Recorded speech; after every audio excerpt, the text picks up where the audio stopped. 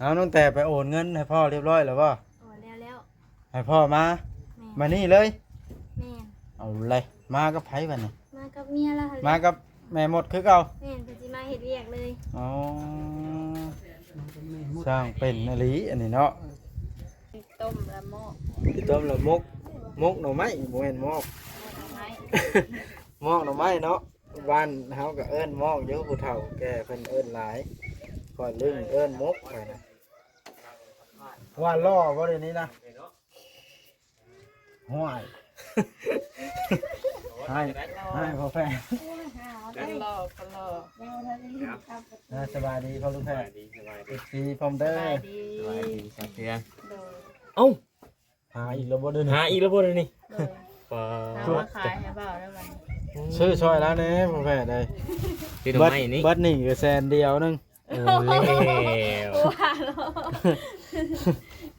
อยู่นี่นะเซลนะ สบายดีบ่จ้อย สบายดี ใจดี สบายดี บ่จ้อยสิให้แล้วแกงหน่อไม้สุกินอีกบ่มื้อนี้ ข่อยผมยังบ่ได้ว่าจะค้ เอาเลย จอยทันได้ว่าจะค้ำ อย่าลืมกดติดตามเพื่อเป็นกำลังใจให้ผมด้วยนะครับทุกคนขอบคุณมากๆครับ เปิดภาพขึ้นพี่น้องเลยอ๋อต่อเดินเทือนเลยเทืองแปลนแห้งมาบ่าเนี่ยจังเราเป็นอย่างขนาดนี้เล็กน้อยได้นี่พี่น้องลูกเราเป็นสาวเพื่อนครัวเราก็สะอาดทันเลยแบบคักนะเราไม่ใช่ล่ะเอาลูกเรามาแต่ขายหน่อไม้แล้วสบายนี่เอาสบายดีเด้อขายบ่ได้ซ้ำขายได้จากทงละ ได้สองถุง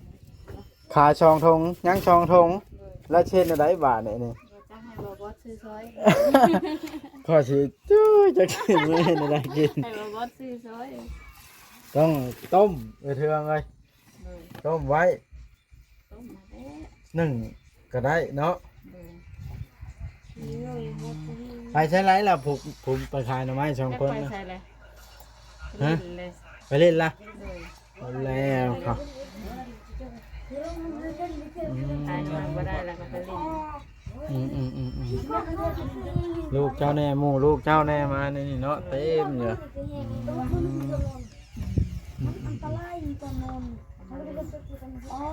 รถไถอันนี้มันก็ยังติดได้อยู่บ่ ติดได้ปะล่ะ แต่มันเป็นน้ำโค้งมัน โค้งมันเพเล็กน้อยให้น้ำใช่ไง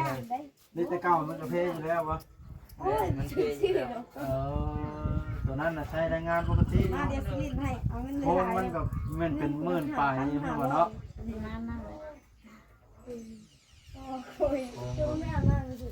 อันนี้โค้งมาใช่ไหมเนี่ยถือว่าไปได้เนาะ ไปได้ ให้ไถนาก็ได้โอ้ยบุกอลีเด็กน้อยอันนี้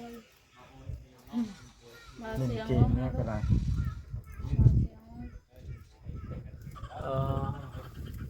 สิจักเฮ็ดหยังเสอเทืองตัวนั้นก็ซ้ำนี่ ที่ต้มละหม้อ พี่ต้มแล้วมก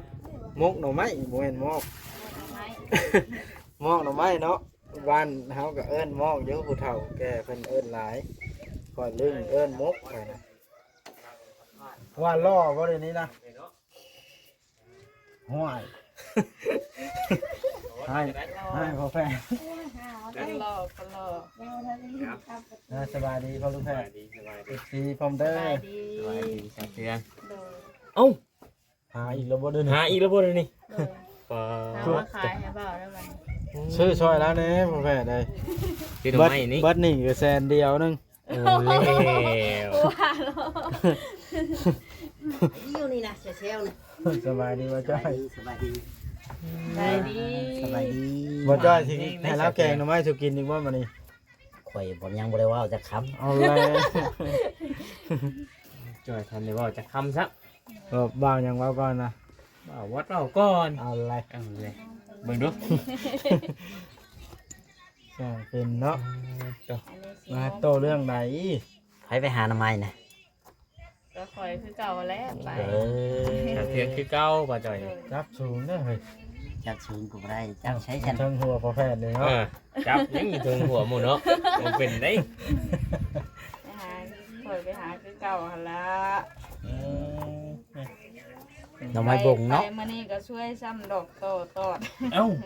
ต่อตอด เป็นไดอัน ต่อ จัง ต่อ ว่าย ให้ต่อตอดบาทนี่ม่วนหังมันบ่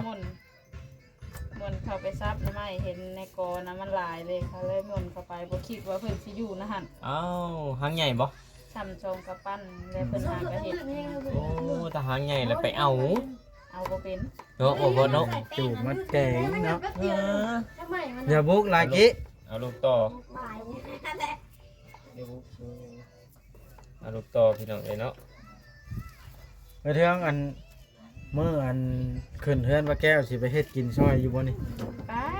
คันวางเนาะต้องวางใส่ได้ แค่น ไป ว่าว่างอยู่แล้วเนาะ เออเครื่องเราไปอยู่แล้วถ้าว่าบอกเราเนาะบ่ฮู้บ่บอกก็ เอาแล้วว่า เกรงใจอยู่ได้เนาะ คันหมู่บ่บอกก็บ่กล้าไป บ่กล้าได้ บ่สิว่าบ่ว่าเคยมีเคยได้ยินแล้วหั่นนะ อ๋อ แต่เฮาก็ตั้งใจอยากไปซอยหมู่บัดแล้วหมู่เว้าให้หั่นนะ บ่แล้วแต่ก่อยให้เป็นผู้มาเฮ็ดเฮือนอันนี้ ว่ามาฮอดกับไปว่ามาเฮ็ดจังว่าหมู่ก็แบบนั้นหั่นนะ เด้บ่เราก็ชวนอยู่เด้นี่นะ เนาะ ไปเฮ็ดอยู่เฮ็ดกินหนึ่งข้าวหนึ่งน้ำซอย แต่ เนาะ แก้วเราบ่ได้มีหยังมาให้เฮ็ดได้คันแต่ข่อยบ่ซื้อเข้ามา แม่น แม่ คันแต่เจ้าบ่ซื้อก็เราก็บ่มีคือเก่าเลย นั่นแหละ บ่จ้อยหาเต็งแต่หมู่บ่จ้อยก็ย่อมบ่จ้อยแล้วก็ชื่อบ่เป็นเลย ยิบโยนเข้าป้าผู้ว่าจ้อยนะ โชเฟตนั่นพบเคยดี โอ้แล้ว เห็นว่าได้เสื้อ มื้อนี้เถิง เต็งทั้งอันนั้นฮะ เจ้าบ่ได้อีตนแล้วบ่ได้นี่ ไหน หมู่รอบข้างได้เฮือนเบัดคู่คน โอ้ เรายังหัวเรายังอารมณ์ดีคันเป็นว่าจ้อยให้แล้วบ่ ให้แล้ว ให้เรื่องไหนนั่นน่ะ ผ่านน้ำหมู่แล้ว เนาะ นั่นมันกระดวงของหมู่ ว่าคันเป็นว่าจ้อยนี่ให้แล้ว ให้เรื่องเลยนะคอยบ่ให้เด้อันนั้นของหมู่เนาะบ่แม่นของเฮา เป็นของหมู่แม่นของ ให้ขากล้องเว้า ตากล้องเจ้าอยู่พี่ เอาแลว แล้ว โชเฟตต้องไปเอาของหมู่ก็ลี ว่าน้องแต่บ่อยู่บ้านมาเพิ่นจะงอกทั่ว ลุงแต่ไปทางไหนมื้อนี่ จักเห็น เพิ่นไปนอกครอบครัวเพิ่น ขี่รถไปเนาะ ไปโอนเงินให้พ่อจ้อย โอ้บ่จ้อยสิมาบ่ พ่อจ้อยสิมาไปรับน้องตุ๊ก รับรถตุ๊ก สบายดี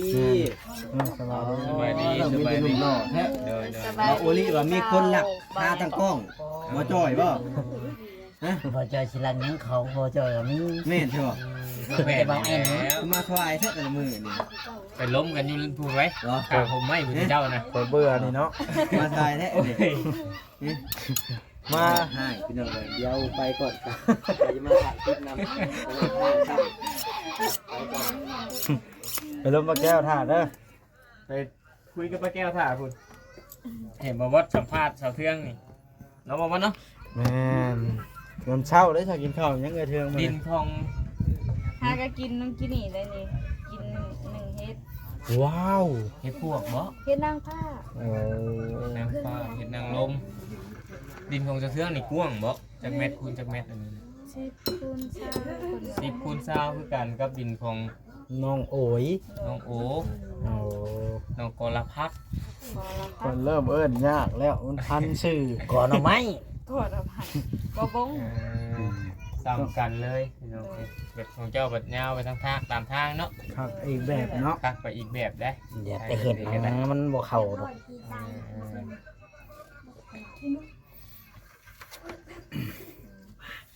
เก่งอลิเงยเทืองเนาะ สิเห็นได้กินอะไรมุก มก หมอก มก หม้อกับมุกอันเดียวแล้วว่ะ หมกแล้วหมกกับหมกเนาะหมกกับหมก มกก็เฮ็ดเป็นแบบเป็นจุกเป็นจุกก็ หมกอ่ะ มุกก็ใช้ไม่ต้องเนาะ ต้องเอาไปต แต่ อง หม้อ เลี้ย ก็ ง ใช้หม้อครัว มันจะผักหมกหน่อไม้ ใบตองกล้วย บกผักได้มันต้องสวด เอาใบตอง ต้องจำปาก็ได้ ง่ายจังจำปา เว้า ต้องดอกลั่นทม ไทยว่าเว้าเมื่อวานนี่ใบตอกใบดอกจำปานี่มาได้ยินบ่จ่อยเว่าอีกล่ะ ไปแล้วแล้วจังหันพอแพทย์ตามไปเนาะ แม่นได้ค่อยสิตามไปดอก อืม เขาจะถ่ายเช้าเที่ ด ย อง ก นี่ จำป่านั่นแหละค่อยก็เคยกินอยู่มันเป็นหมดเลยใบจำปาใบใหญ่แห้งคังเนาะว่าจ้อย ผม ใบ เคย อ่อ กิน น นี่เพื่อได้ค่อยนะ ใบอ่อนมันเอามามกแล้วกินทั้งใบมันเด้ โอ้ มันหายากมันบ่ค่อยมีแล้ว ไม่ใช่สิยากไม่จะ บ่ใบมันนั่น เนี่ยจักเทื่อ แต่มันบ่มีนี่นะอยู่ใช้ได้บ่ เอาเลยใบจำปาใช้สิยาก ทาง เนาะ เขามาเจ้าเห็นว่า สาวเทืองเราจะไปเอา แล้ว บ่ กันใบ บ่กล้าไปเอาของเพิ่น นั่น คันใบแก่ลายกันมันบ่แซ่บมันอัน บ่กล้าคอเพิ่นย่านเพิ่น มันมีอย่างมาล่างบ่ โย เพิ่น ก โคแล้วหมู่ว่าโอ้กูบ่ให้ได้หัวให้เขียน เอมเนาะ เอม เราก็บ่กล้าไปเอาอีก กล้าไปเอา นี่ห้องไปตองเลี้ยงตองธรรมชาติอยู่ในป่า ยังแค่นั้นแหละ มันเป็นตองธรรมชาติได้ รถไทยอันนี้เนี่ยคำไทยได้เนี่ยเอาไปไทยหน้ารับจ้างคนบ่เถิง แต่เห็ดหน้าไปหาขอเห็ดหน้าเขาแล้วคันว่าถ่ายได้ มันเป็นหยังคือไทยบ่ได้ โครงมันเพได้ โครงมันเท่บ่ จับมาได้เนาะใน จัง น้องคน ดี นี้ ใจเนาะ ลูกก็ไทยเป็นแล้ว หมอทศกัณฐ์บ่เว้านะหรือหมอใดก็ อลิง หมออลิงเนาะ เลย น้องอลิงเพิ่น โครงมันเพ ผูกขับเป็นนะ แต่ว่าบ่มีมอกรถไถเนาะ มอกบ่มี อยากแก้หันแก้นี่ก็ได้กันชื่อแพงบ่มอกรถไถบ่แพ้ โอ้โหคือกันเลย เป็นล้านพุ่นแล้วเนาะ คุณแล้วกลัวแล้วค่อยวะ มันก็กลัวแล้วล่ะ โอ้ล้านนี่ก ทั้ง ลัว ตีน ได้ ทั้งหยังมันเนาะ ตบสุดนั่นแล้ว ขึ้น3-4 ล้านเนาะ คุณแล้ว มอกรถไถ ระดับหมื่นนะ เบิ่งเนาะ คิดว่า เพราะว่าปกติเห็นแต่เขาเจ้าซื้อมาชุดนะ เอาละบ่ได้ ข ซื้อ นาดชุดหนึงยังเฮ็ บ่ ด ได้ เป็นห แก้ มื่นนะ พื้นแก้รั้วนะเนาะ เอ เอ อ อ โครงมันก็มีแล้วหมื่นปลายโครงรุ่นนี้เนาะ โครงมันนี่ คันเอาโครงสยามก็แพงกว่าหันอีก แม่นของแท้ละ30,000ปลาย ถามประเภทก็ประเภทมีหลายเลย ไทยบ่ บ่แล้ว มันมีหลายคัน จากคนข้างๆเช่นเขาซื้อ เอา มันมีหลายคันเราถ่ายนะโค้งแบบนี้ก็ไม่ ตั้งแต่ไปใช้อย่างบ่มาง่ายๆครับเบิ่งไปสัมภาษณ์เบาแอนก่อนเด้อ เนยเนยเนย เห็นเบาแอนมาแจ้งข่าวดีน้องแต่นะเช้านี่ อ๋อ ป้าไปสัมภาษณ์เบิ่งไปถ้าบ่เจอสัมภาษณ์ด้วยเทืองท่าเนาะ จังบ่ได้อยากให้กันไปนำเลย ไปชนะไปป่ะแพทย์เฮาไปเบิ่งแก้วเลยเราเฮ็ดหยังทั้งนั้น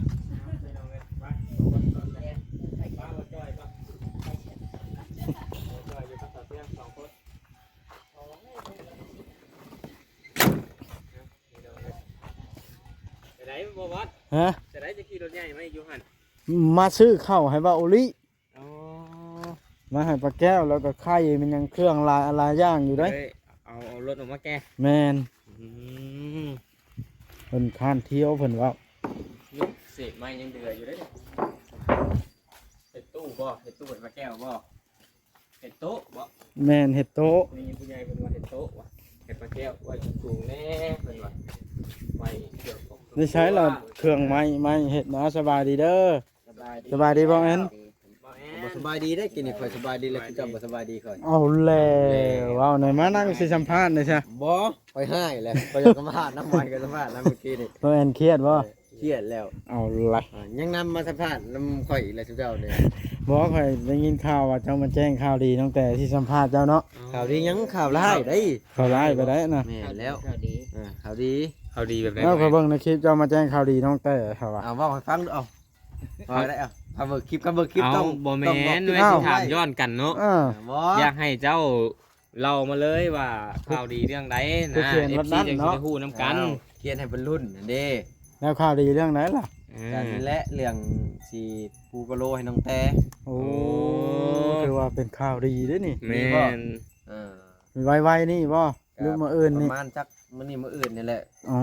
สร้างได้จ้างมาได้ใช้ ก็สิเอาช่างเก่าหั่นแหละ โอ้ เพราะว่าเพิ่นก็จะให้เพิ่นดำเนินงานเลยนะ อืม ดำเนินงานเลย สิจ้างบ่บอสก็ยันบ่ไป บ่แล้วค่อยค่าเวียกค่อยได้เนาะ มันก็เบิดเวลาดอกประมาณสัก18แก๊สเพิ่นว่า พอแพทย์แห่งเต็กใส่ฮูบเสื้อกาปืนนี่เด้ โอ้ แท้เนาะ เสื้อฮูบปืน แล้วเพิ่นจะขู่ให้ยิงได้ จ้า ไปกิน ไปว่ะ โอ้ย ปลาแก้วหัวยังปลาแก้ว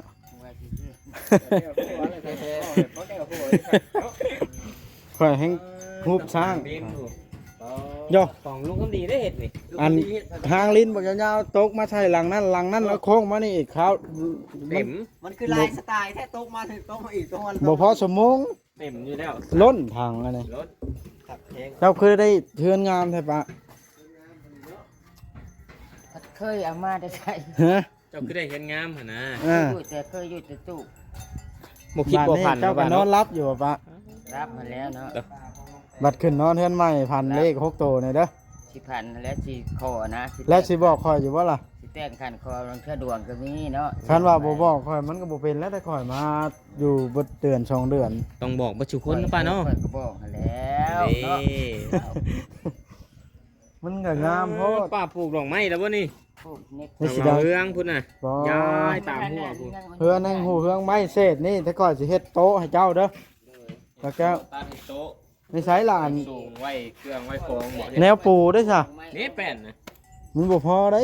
อยู่พุ่นก็ค่อยเห็นอยู่ซองมัน นั่นก็มีก็เห็น หน้าซาวมันก็ตกอยู่80 เฮาสิเอาอันตัวนี้ออกมา 80 ตัดนี่เนาะ มันก็80เซน เอาตัวนี้แล้วออกมาตัดเนาะ เครื่องมือเฮาเพิ่นเอามือเฮาเบิดแล้ว มือไม้ มือใหม่เพิ่นแล้วจึงเออกมาเนาะ ต้องมีเครื่องมือเด้ เออ ต้องเป็นมือไม้ เอาอย่างเฮ็ดเนาะ แม่นเอามือเอาเบิดแล้ว เด้แผ่นนั่นกันเลยนะผู้ดิแมทหนึงผู้ดิ ค่อยเอามาแม่น แม ปลา ทซาวเลย คือได้ข่าวอันว่าอลิสัมภาษณ์เช้านี้ว่าบ่อยากให้ลุงคำดีมาขึ้นเฮือนบ่ โอ้ยเป็นไรเบา หรอก เบาว่าย่อค่อย แม่นบ่ แม่น ข่อยอยู่ไกลข่อยได้ยินบ่คักหันนะ บ่ แต่แบบนั้นข่อยก็บ่เห็นดีนำได้ข่อยเนาะ แม่น ย่อ แต่ว่าช่างเพิ่น ค่อยมีแต่ตัวแบบโอ้ย ตั้งแต่มาบ่ อันนั้นดอกก็แล้วแล้วเราบ่ได้มาจะเรายาก อ๋ออยากให้มาเบัดกูคนเนาะบ้านเนาะ ข้อยก็ยังให้มาเบิดให้แล้ว ทีมงอกทีมงานเฮาหั่นนะก็ได้เห็นหน้าเห็นตาเนาะ ไป เดี๋ยว มา ได้เห็นเดียวได้ ใครมาก็แฮงยินดีเนาะป้าเนาะ ดี บ่แพทย์นี่ให้มาบ่ มาเบิด บ่แพทย์ก็ให้มา เบิดทุกคน คนกินโลแบบนี้ก็ได้ โอ้ยกินโลนี่ใส่ เพิ่นบ่อยาก ไปอีกมันแหละเนาะ ผมบ่อยากให้มาปานใดเด้อคนกินโล ซีมมีแต่ว่าซีมบ่ แม่น โอ้ย เนาะบ่แก้ว ได้เวลาก็กินอีกไปอีกมันนั่นแหละ บ่ข่อยบ่ให้มาเด้อบ่แพทย์กินโลโพด มาเบิดนี่แหละ ให้แล้วค่อย บ้าโอลีลาบอกค่อยมื้อนั้นมื้อนี้ค่อย เอานมบอยมายังกันน่ะ เอ้า สิเจ้าเบิ ไป ด ใส่ให้ นะ ไปเบิ่งมาเด้อ ไปเบิ่งนมบอยกันเด้อ ดีๆแฮงส อ่า บายดี อ่า เอ้านุ่มบอยไหมนุ่มบอยมาแต่ไหน อยู่ร้อยมาได้ใช้น่ะเอาเลย ใช้ข่าวกล้องคอยอยู่ใช้ดิ เด้อ คอยอยู่ช่วงเบาเวียงนี่ อยู่ขากองอยู่น้ำมันบ่อจอย นี่ตากล้องน้ำข่อยนี่แล้ว ตั้งแต่ภาคผู้เดียวบ่เดี๋ยวนี้ฮะ ต่อ อันนี้กินเขายังใช้มันจะกินเพียวด้านทำปู อย่าผู้เกิน ผูกกืนสุดท้ายข่อย เหลือแต่น้ำลายหมูเนาะ เอาแม่ของเจ้าน่ะเอาของเจ้ามาคอยอยู่ช่วงเบาเวียงนี่ แทนน้ำลายอันตัวเวียงพูดใช่ซื้อว่าเจ้ากินกันนี่นะ หรือว่าเพิ่นกินเบิดแล้วแล้วปูดลงว่ากินนี่ พูดลง เฮ้ยเรากระดาษ มาได้ไหม เดี๋ยวข่อยเอาขากล้องข่อยก่อน ดูไปกล้องน่ะเอาเอาเวียง ไม่ยังสิไปสัมภาษณ์น้องแต่ดิเดี๋ยวนี้นะไปซะนะก็ละถ่ายคลิปนี่บ่ได้มีเนื้อหาเพียงพี่น้องเลยถ่ายเทืองเลยมันหลายคนสัมภาษณ์เลยป้าให้บ่าวจ้อยสัมภาษณ์ก่อนบ่าวจ้อยเราหมักลมเราได้ไผ่บ่มีผัวบ่าวจ้อยคอยอุกน้ำเราในนี่แหละอันเดเราลมอยู่แท้เรามีผู้บ่าวแล้วบ่าวจ้อยก็มีเมียแล้ว ค่อยถามเราค่อยละงง อุกน้ำบ่าวจ้อยเนาะอุกบ่ ค่อยลมเลยเด้เนาะค่อยถาม เอาอ ถา ย่าง มได้ถามได้ถามข่อยก็ตอบ บ่าวจ้อย บ่ เขา แล้ว ช่างเขาบ่เอากระชิเอาหัว ค่อยยังบ่ได้ถามเรื่องผู้บ่าวเลยจักคำเลยเด้มัน ฮะ ว่าเดี๋ยวกระช่างก็วานเพื่อนเจ้า ว้าวนั่นก็ว้าวเคยได้ยิน ดูจ้อยเอ้ย เดี๋ยวว่าไปนั่นได้บ่าวจ้อยเด้อ เจ้าเรื่องว่าบ่ได้มักเจ้าที่เอาแล้วจังได๋ ตัวเองก็มีเมียแล้วเนาะ มีเมียอยู่แล้วว่าไปซื้อที่ซื้อผ้าเข้ามาบ้านน้องแสพี่น้องเอ้ย เปิดคลิปใหม่แล้ว บ่แล้วปีนภาพมาเนาะ โอ้ผิดภาพมาทางนี้ บ้านน้องแต่น้องบอยพี่น้องไอ้ นั่ เนาะ นแหล้วมีคนก็กล้วยอยู่หน้าเฮือน มีฮอดต้นกล้วยอยู่หน้าเฮือน กล้วยน้ำว่าก ล้วยเอ้าเอ้ยกล้วยน้ำว่า อืม คำไว้เรียบร้อยมื้อนี้ล่มได้มื้อนี้ แล้วค่อยสิตัดเมื่อโบมคันน้องแต่กินบ่เป็น สุกแล้วมาแบ่งกันเฮา เอาแล้ว เอาแล้ว ทักทายสบายดีน้อง สบายดีทางนี้ ๆเป็นหยังบาทนี่ กำลังสิเปียผม เปียแล้วแล้วสบายไปทั้งหลังบ้านกันทั้งแต่เปียผมแล้วจะมาคุยกับเรา อืม เดจี้เอาน้องเปียกผม แม่น ป้าตัวอันนี้บ่แอนที่แจ้งข่าวดีอัน อัน โกโลน่ะ เลิกทิมเลยอันนี้ บุญเลิกม่วนไว้นี่แล้วแต่ทิมก็เสียดายเด้เนาะ ก็สิเอาป่ะ ข่อยสิเอาแล้วแต่ทิมซื้อมาหากระปุกว่าสิทิม คือได้ยินเสียงดังกระทึกอยู่หลังบ้านเขาช่องมาเอาผัดโบเห็นเนาะ เอ้าหายไปทางไหนแล้ว โพดโพเนาะเราแอนละมักปบที่เขานั่นนะ ป้าพุ่น เราแอนละปบได้น่ะเห็นอยู่ เฮ้ย เรากำลังไป กินข้าวบ่เอากินข้าวกับยังเนียนมะเขือ สบายดีเด้อ แซ่บแล้วน่ะเนาะ เป็นได้โครงการเฮ็ดตู้เฮ็ดตังเครื่องพอแล้วบ่ ยังแหละยัง เอา ลุงเฮ็ดเองเลยบ่ฮะ แม่นแล้วเฮ็ดตู้ไว้นั่งยังไม่48 6โตโอ้ คือไม้นี่เพิ่นซื้อเองเลยบ่บ่ อันนี้ข่อยก็บ่ฮู้จังเราเอามาได้ใช้เอามาได้ใช้ใช่ตัวนั้นนะซื้อเอาไผแก่มาส่งไปยู่ใส่ล้อมาเอารถบ่แซนมา เราไปอันนั้นเนาะเราไปซื้อเองแต่ว่าไม้ยังบ่พอ6โต น่ารถบ่แซนมา แม่ แม่นบ่ กำลังมาทั้งเบาเอ็นไปดีแล้วกินนี่ นี่เฮาเฮ็ดหยังอันน่ะ แม่